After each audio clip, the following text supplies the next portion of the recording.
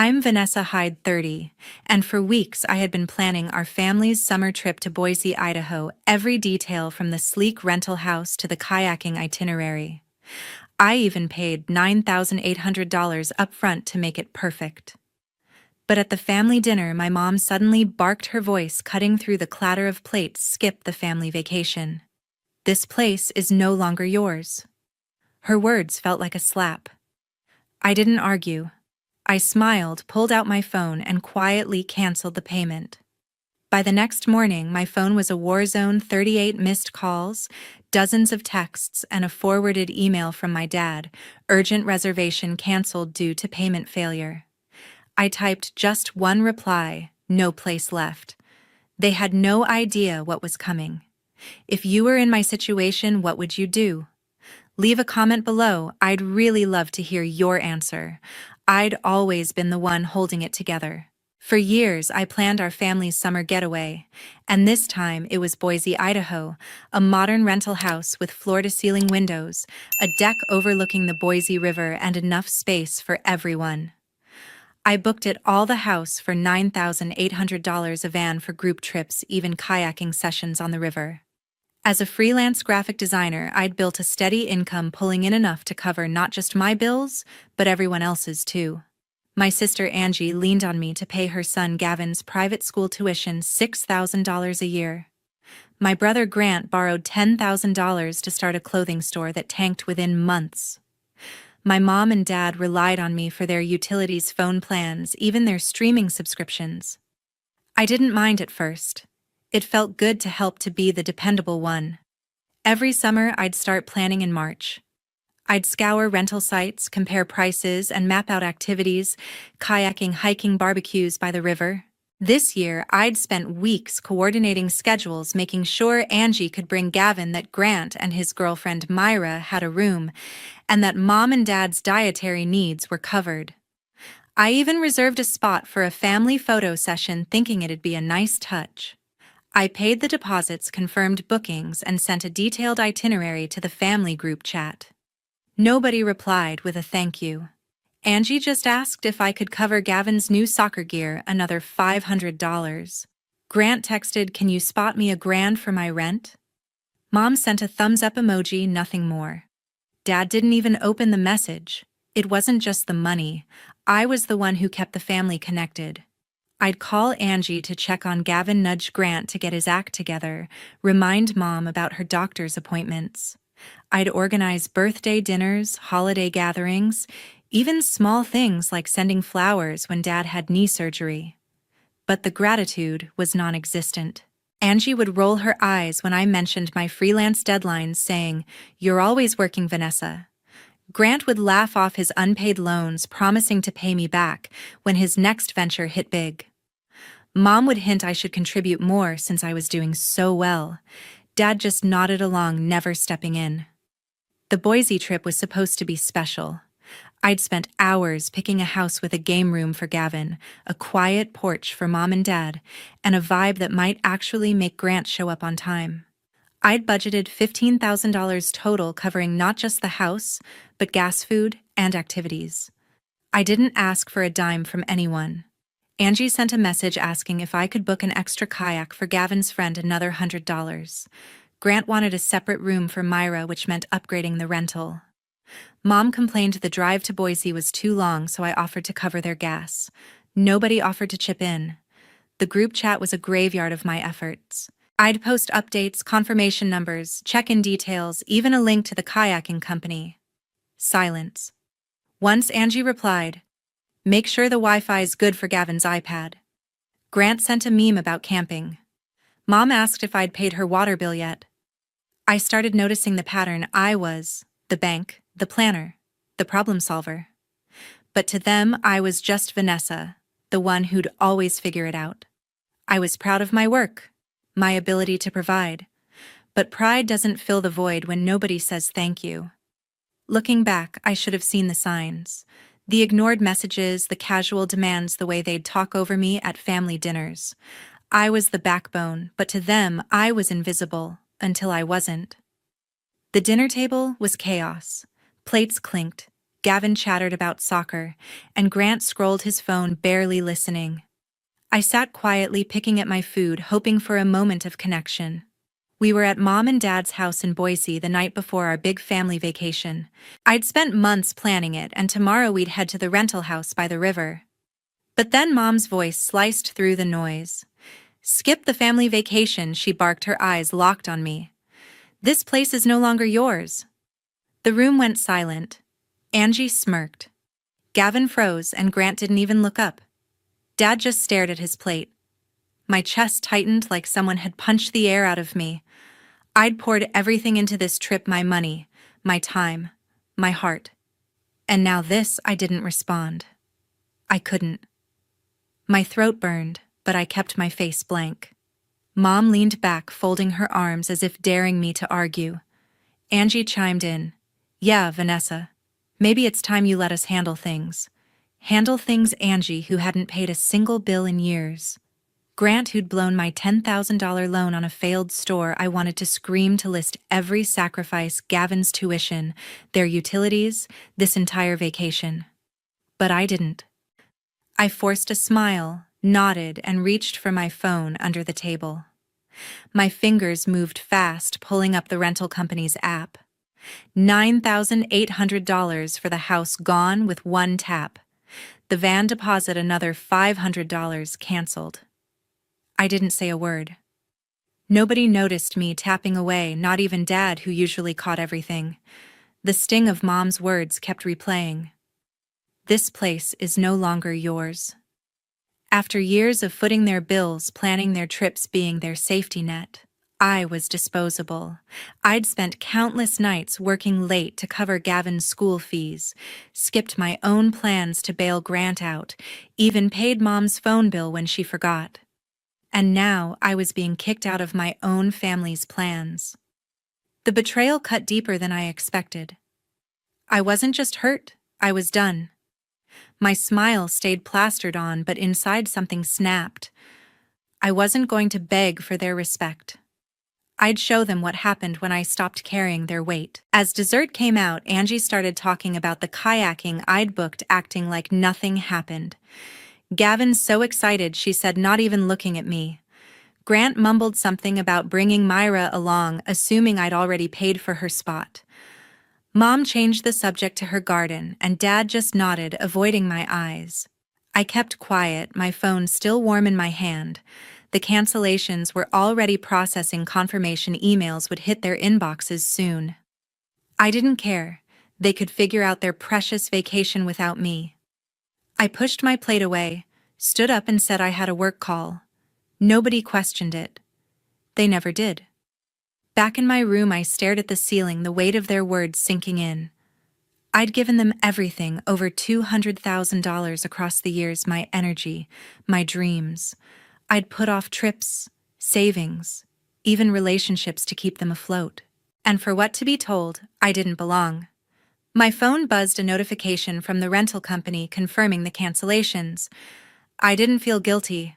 I felt free, like a knot in my chest had finally loosened. I wasn't going to tell them. Let them find out when they tried checking in tomorrow. Let them scramble. I'd been their backbone for too long, and they'd just cut me out. Now they'd see what it was like without me. I didn't sleep much that night. My mind raced, replaying every moment I'd let them take me for granted. The group chat stayed silent. No apologies, no questions, just nothing. I checked my email one last time before bed. The rental company had sent a final notice. Payment withdrawn, reservation terminated. I closed my laptop and exhaled.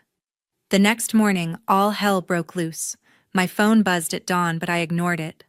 I knew what was coming.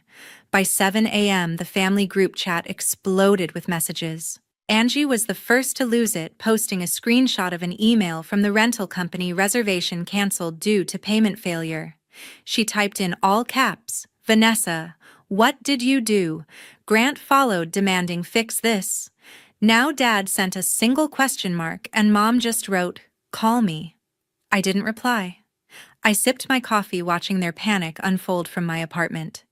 They thought they could snap their fingers and I'd jump. Not this time. Angie didn't stop. She called the rental company, her voice shrill through the phone. I could hear her from Grant's speakerphone when he tried next. They begged to reinstate the booking, but the house was already gone, snapped up by another family. Angie offered her credit card, but it was declined. Her limit was maxed out from Gavin's school fees I'd been covering. Grant tried his debit card, but he didn't have enough to cover the $9,800 fee. He fumbled the booking reference number, mixing up digits, and the agent hung up on him. I wasn't surprised. They'd never paid attention to the details I handled: confirmation codes, deposit deadlines, all the stuff I'd juggled for years. By noon, the group chat was a war zone. Angie sent a novel-length message calling me selfish, accusing me of sabotaging the vacation out of spite. "You've always been jealous of us," she wrote, as if I hadn't bankrolled her life. Grant chimed in. "This is low, Vanessa. You know we were counting on this. Counting on me," he meant. Myra, who'd been silent, posted a vague, "This is getting out of hand," and I noticed she'd left the chat by evening. She was done with Grant's mess, and I couldn't blame her. Dad tried to play peacemaker, texting me privately. "Can we talk about this?" No apology, just his usual dodge. Mom sent another message, "You've embarrassed us." I almost laughed. Embarrass them? They hadn't even packed their bags yet. I scrolled through their messages, each one dripping with entitlement. Angie demanded I call the company and fix my mistake. Grant threatened to drive to Boise anyway, as if he could charm his way into a fully booked house. Gavin, bless him, sent a sad emoji, probably confused about why his kayaking trip was off. I felt a pang for him, but even that faded fast. They'd assumed I'd cave, like always. They didn't know I'd already checked out emotionally, financially, all of it. Angie's next move was predictable. She called our cousins, spinning a story about how I'd ruined everything for no reason. I got a text from Aunt Linda asking if I was okay, saying Angie was upset about the cancellation. I didn't respond. Let Angie play the victim. I wasn't going to explain myself to anyone. Grant, meanwhile, was still trying to book the van I'd canceled. He called the rental agency, but without my payment info, they wouldn't budge. He even tried using my name, claiming he was authorized on my account. The agent shut him down cold. I knew because I'd called earlier to ensure my card was locked. By nightfall, their panic had turned to chaos. Angie posted in the group chat again. "You're tearing this family apart, Vanessa." Tearing it apart, I'd been the one holding it together, and they'd thrown it in my face. Mom called twice, leaving voicemails I didn't listen to. Dad sent another text. "This isn't how we raised you." I stared at that one for a while. Raised me. They'd raised me to be their ATM, their planner, their fix-it person. And now they were shocked I'd stopped. Myra's absence was the final nail. Grant texted her privately, begging her to stay for the trip, but she wasn't having it. I saw her online status go offline for good. She'd blocked him. I didn't feel bad for him. He'd made his choices just like Angie and Mom had. They'd all assumed I'd carry them forever. Now they were learning what happened when I didn't. I wasn't done yet. I decided to draw the line. Sitting at my desk, I opened my banking app and started digging through years of transactions. The numbers hit me hard, over $200,000 spent on my family. Gavin's private school tuition, $6,000 a year for 5 years. Grant's $10,000 loan for his failed clothing store. Mom and Dad's utilities, phone plans, even their streaming subscriptions, thousands more. Every vacation, every birthday gift, every emergency they dumped on me. I drained my savings, skipped my own dreams, all to keep them afloat. My screen glowed with the evidence and I felt sick. They'd taken it all for granted, and Mom's words, "This place is no longer yours," were the final straw. I logged into the joint account I'd set up for family expenses. It was my money, but they all had access. Angie for Gavin's fees, Grant for his emergencies, Mom for random bills. I'd funded it for years, assuming they'd appreciate it. They didn't. With a few clicks, I froze the account.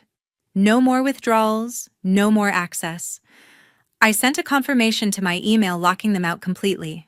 My phone stayed silent, no one had noticed yet. They would soon. Next, I opened my messaging app and typed a text to Grant. You owe me $10,000.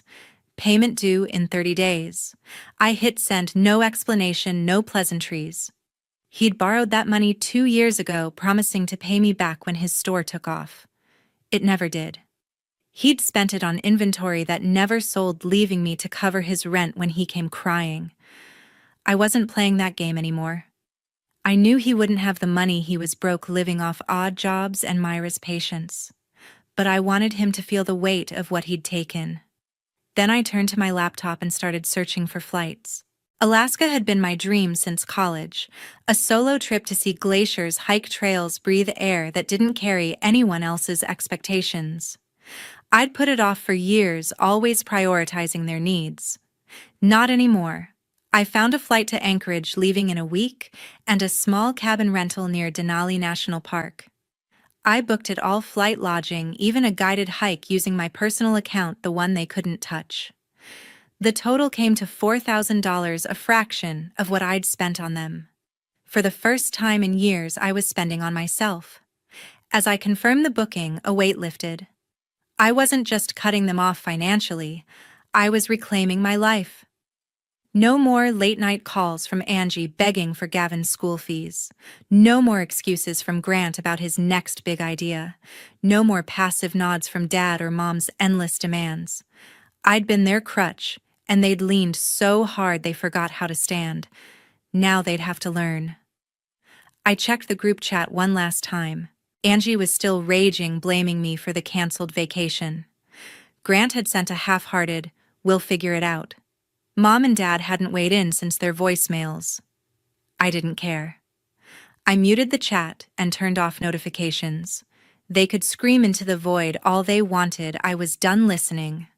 My Alaska itinerary arrived in my inbox, complete with a confirmation code and a photo of the cabin. I smiled, imagining the quiet, the freedom. I'd be gone before they realized how much they'd lost. Grant texted back hours later, a pathetic, "Can we talk about this? I don't have that kind of money." I didn't reply. Let him sweat. Angie sent a private message accusing me of abandoning Gavin. I almost responded but stopped. Gavin wasn't my responsibility. Angie was his mother, not me. I'd already paid for his school, his soccer gear, his iPad. Enough was enough. Mom and Dad stayed quiet, probably assuming I'd cave like always. They were wrong. By evening, I'd transferred my savings to a new account, one they'd never find. I set up alerts to monitor any attempts to access my old accounts. I wasn't just protecting my money, I was protecting my peace. Alaska was my reset, a chance to live for myself. Their world was crumbling, and I wasn't there to catch it. The family vacation was dead. No house, no van, no kayaking by the Boise River. Angie took it the hardest. She flooded Facebook with a public post tagging me in a rant that spread like wildfire among our relatives. "Vanessa ruined our family trip out of pure spite," she wrote, painting herself as the victim. "She's always been selfish, hoarding her money while we struggle. Selfish, I'd paid for Gavin's school, her groceries, her life." Her post got 20 likes, mostly from distant cousins who didn't know the truth. Comments piled up. How could she do this, and what's wrong with her? I saw it all, but didn't respond. Let them believe her lies. I was packing for Alaska. Grant, meanwhile, was desperate. He tried logging into the old joint account I'd frozen using passwords he'd seen me enter years ago. I got an alert: failed login attempt. Then another. He even tried my email, thinking he could access the rental company's confirmation. No luck. I'd changed every password, added two-factor authentication, and locked him out for good. He sent me a frantic text: "Why's the account frozen? I need to fix this." I ignored it. He wasn't fixing anything, he was just chasing my money like always. Carl stepped in next, playing the disappointed father. His text hit my phone late that night. "Vanessa, this isn't you. You're hurting everyone. No sorry, no acknowledgement of Mom's words or their years of taking me for granted. Just blame," wrapped in his usual calm tone. I stared at the message, my thumb hovering over the reply button. Part of me wanted to list every dollar, every sacrifice, every time they'd dismissed me, but I didn't. I archived his text and turned my phone face down. Carl didn't get to guilt me anymore. None of them did. Angie's Facebook post kept growing, shared by her friends, even reaching our old high school group. She added details claiming I'd stolen the vacation money and left Gavin crying. I hadn't stolen anything, it was my money. But the lies stung, especially when relatives started messaging me. Aunt Linda wrote, "Is this true?" Angie's devastated. Uncle Rob sent, "You should call your sister." I didn't reply. Their opinions didn't matter. I was done explaining myself to people who'd never bothered to ask my side. Grant's next move was bolder. He called my bank pretending to be me, using my name and old address. The agent flagged it immediately. My security questions were ones he'd never guess. I got a call from the fraud department confirming they'd blocked him. I wasn't even mad, just tired. Grant had always been reckless, assuming I'd clean up his messes. Not this time. He sent another text. "You're making this worse for everyone." I didn't open it. My focus was elsewhere, on my Alaska itinerary, the cabin by Denali, the hikes I'd planned. Mom stayed quiet, which was worse than her usual nagging. Her silence felt like judgment, like she was waiting for me to crack. She'd always known how to push my buttons, but I wasn't biting. I checked my email instead, confirming my flight to Anchorage. The ticket was real, the cabin was booked, and I could almost taste the freedom. I'd spent years tethered to their demands, but now I was cutting the ropes. They could scream, cry, or post all they wanted, I was out. The group chat had gone cold. No new messages, no apologies, just a void where their demands used to be. Gavin hadn't texted since his sad emoji, probably caught in Angie's drama. Myra was long gone, her social media silent after she'd blocked Grant. I didn't feel sorry for any of them. They'd built this mess leaning on me until I broke. Now they were facing the consequences, and I was walking away. I packed my suitcase that night, folding hiking gear and a journal I hadn't touched in years. Alaska was days away, and I wasn't looking back. Their chaos was theirs to handle now. Alaska was everything I'd dreamed. The air was crisp, the glaciers gleamed under a pale sky, and for the first time in years I felt light. I stood on a trail near Denali, my boots crunching snow, my journal tucked in my backpack. No phone buzzing, no demands pulling me back. I didn't think about Angie's rants, Grant's schemes, or Carl's guilt trips. I was free, and it felt like breathing for the first time. Back in Boise, the family was falling apart. The rental company sent a legal notice suing them for unpaid fees tied to the canceled house. They'd tried to pin the $9,800 bill on me, but my name wasn't on the final contract. Angie's was from when she'd tried to fix the booking. The debt landed on her, and she had no way to pay. Grant was no help, still broke, and dodging his own $10,000 debt to me. Carl and Mom faced the fallout too, as relatives heard about the lawsuit. Aunt Linda posted on Facebook, "What a mess," and cousins stopped inviting them to gatherings. Their reputation unraveled, and I wasn't there to clean it up. Nobody reached out to apologize. Angie's last Facebook post called me heartless, but it got fewer likes this time. People were tiring of her drama. Grant sent one final text, "You win, okay?" No sorry, just resentment. Carl left a voicemail, his voice heavy, saying, "We need to talk." Mom stayed silent, probably too proud to admit they'd screwed up. Gavin was the only one I felt for caught in their mess, but even he didn't message. I let it go. They'd made their choices, and I'd made mine. I spent my days in Alaska hiking, sketching landscapes, and working on freelance projects from my cabin. I landed a new client, a startup paying double my usual rate. My bank account grew unburdened by their endless needs. I started a blog writing about my hikes and the peace I'd found. Readers left comments calling my journey inspiring. For the first time, I felt seen not as a wallet or a fixer, but as Vanessa, the woman who'd taken her life back. The family's chaos faded from my mind. I didn't check their social media or answer their calls. I heard through Uncle Rob that Angie was scrambling to borrow money for the lawsuit, but nobody would lend to her. Grant was couch surfing Myra, long gone. Carl and Mom moved to a smaller apartment, unable to afford their old bills without my help. I didn't gloat, I just didn't care anymore. They'd built their lives on my sacrifices, and when I stopped giving, their world collapsed. That wasn't my fault. One night, sitting by my cabin's fireplace, I wrote in my journal. I listed what I'd learned their dependence had chained me, stealing years of my freedom. I'd thought being the reliable one was my strength, but it was my cage. Every dollar I gave them, every plan I made had chipped away at my own dreams. Alaska showed me I was worth more than their demands. I deserved to live for myself, to chase my own joy. I vowed never to let anyone, family, or not take that away again. I thought about others out there carrying the same weight I had. I wanted to tell them your value isn't in what you give others. It's in who you are. Don't let their needs drown your dreams. Set boundaries, say no, and walk away if you have to. Freedom is worth it. I'd spent over $200,000 and countless hours on people who didn't see me. Now I saw myself clearly. As my trip ended, I booked a flight back, but not to Boise. I chose Seattle, a fresh start. I'd already lined up an apartment and a new project with my client. The family could keep their drama, I was done with it. My life was mine now, and I wasn't looking back. I'd learned to value myself, and that was enough.